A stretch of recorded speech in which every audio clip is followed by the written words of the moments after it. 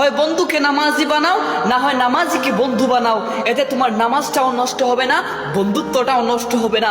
হযরত আলী রাদিয়াল্লাহু তাআলা আনহু বলেন, দীর্ঘদিন বন্ধুত্ব টিকিয়ে রাখার জন্য তোমাদেরকে দুটি কাজের উপর আমল করতে হবে। একটি হলো, যখন তোমার বন্ধু রাগ করে তোমার উপর কথা বলবে, তখন এই কথাগুলো মনে নেওয়া যাবে না। আর দ্বিতীয়টি হলো, কখনো বন্ধুর সাথে রাগ করা যাবে না, বন্ধুর সাথে রাগ করে কথা বলা যাবে না। তাহলেই বন্ধু, হয় বন্ধুকে নামাজি বানাও, না হয় নামাজিকে বন্ধু বানাও। এতে তোমার নামাজটাও নষ্ট হবে না, বন্ধুত্বটাও নষ্ট হবে না। হযরত আলী রাদিয়াল্লাহু তাআলা আনহু বলেন, দীর্ঘদিন বন্ধুত্ব টিকিয়ে রাখার জন্য তোমাদেরকে দুটি কাজের উপর আমল করতে হবে। একটি হলো, যখন তোমার বন্ধু রাগ করে তোমার উপর কথা বলবে, তখন এই কথাগুলো মনে নেওয়া যাবে না।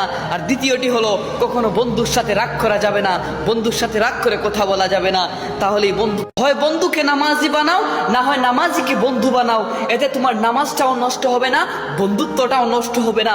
হযরত আলী রাদিয়াল্লাহু